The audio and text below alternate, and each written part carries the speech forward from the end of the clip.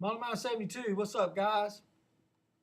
This is episode number 3 in the Survivor Build series.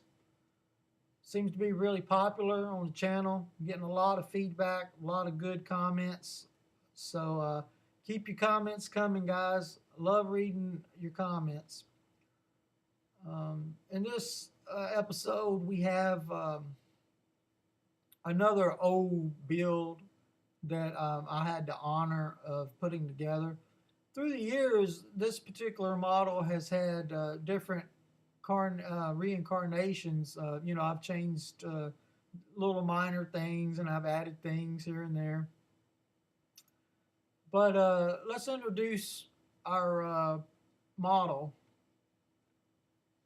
It's the monogram 1964 Pontiac GTO. All right, and the name of this particular car, I always called it the Green Machine.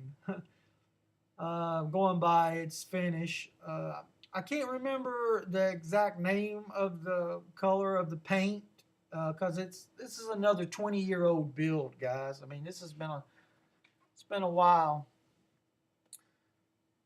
but basically it's green and it's metal flake. It's green metal flake. The finish is, and for a 20-year-old paint job, I think it's held up pretty doggone good.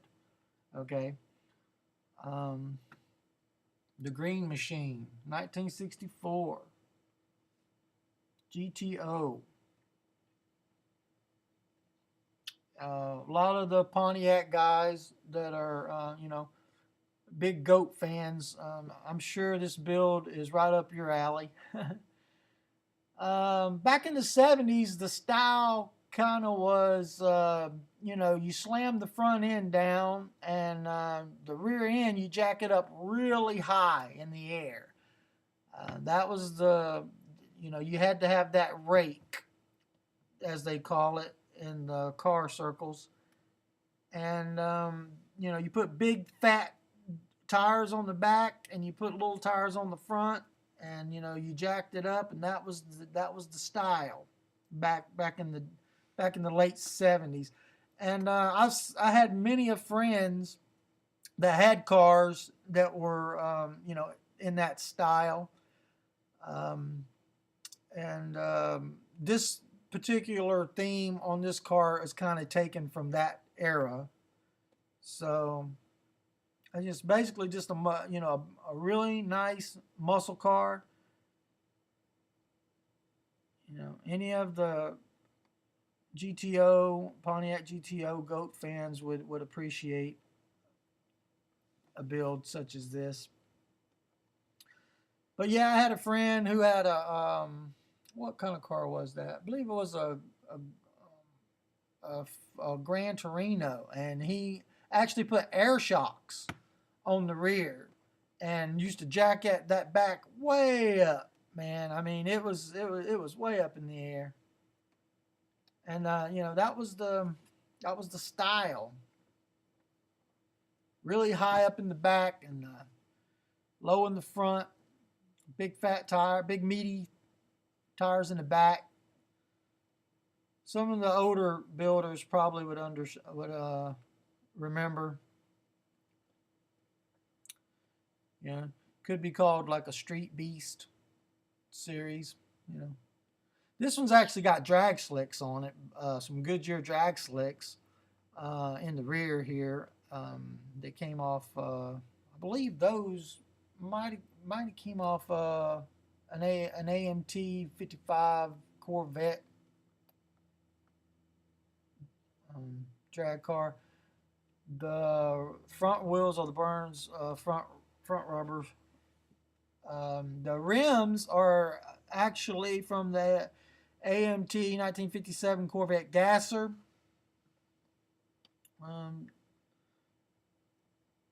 Like I say, for the paint being old as it is, I'm really impressed that it's held up through the years as good as it has.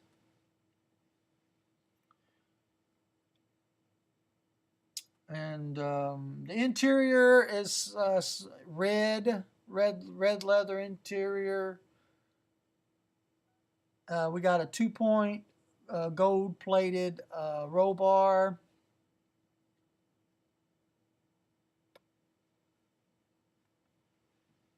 See if I can give you some pictures of this engine here.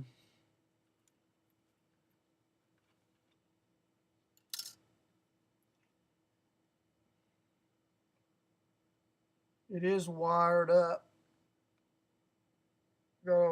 Wired up with some red spark plug wires. Got my black electrical tape for the supercharger belt. Got my brass pulleys. Got Moroso valve covers.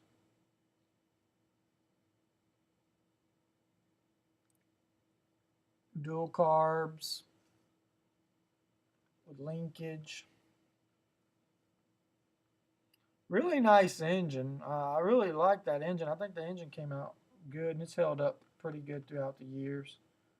Get you a little under the undercarriage there.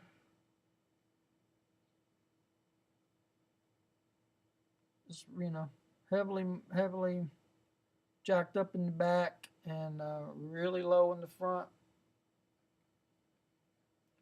That was the rake. You gotta love the rake for the muscle cars.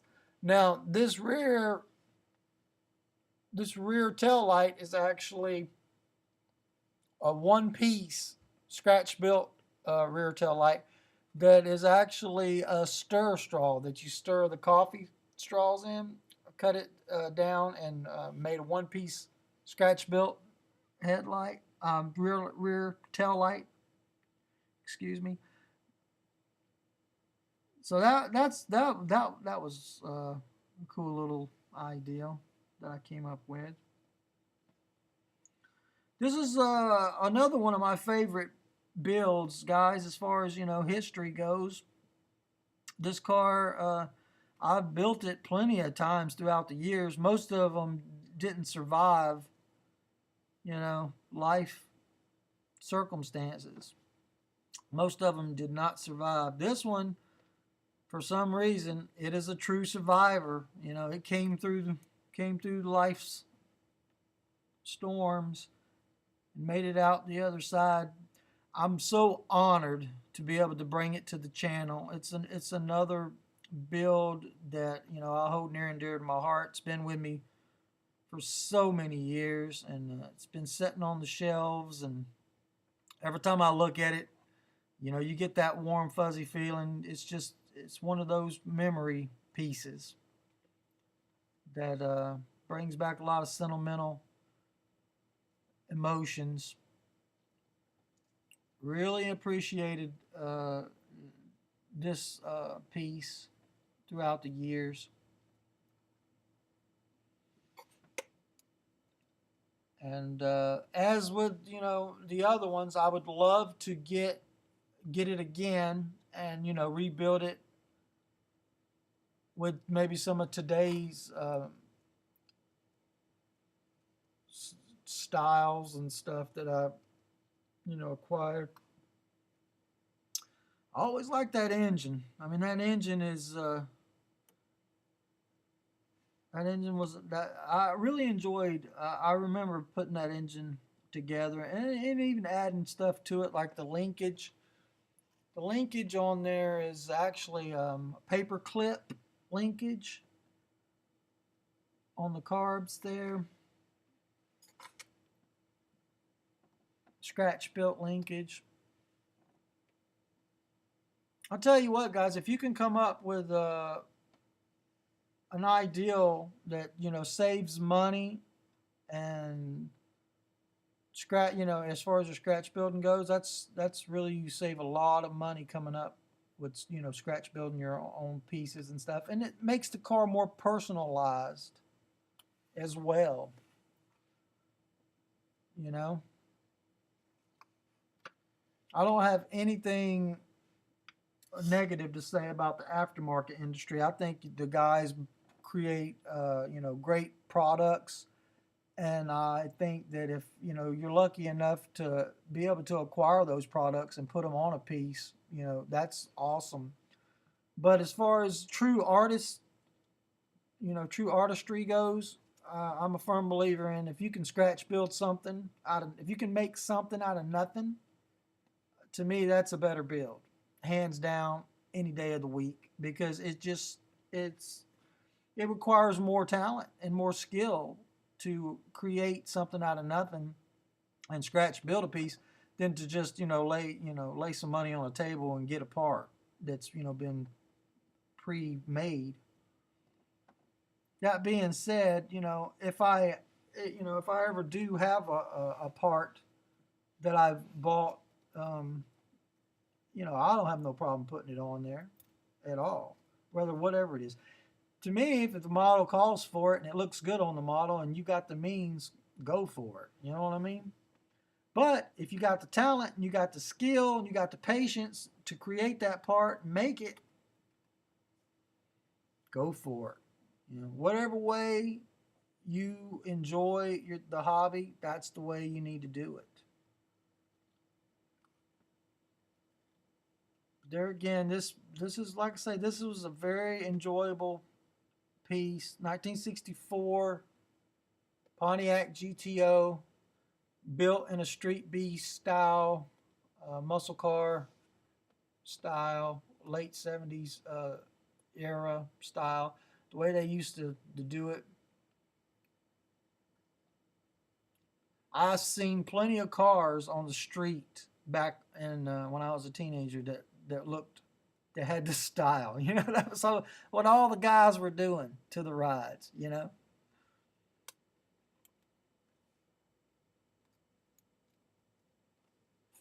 And like I say, this green metal flake paint job, it's held up so well throughout the years. I didn't even really, I didn't buff this car or anything. I just kind of knocked off the dust, and presented it to the channel.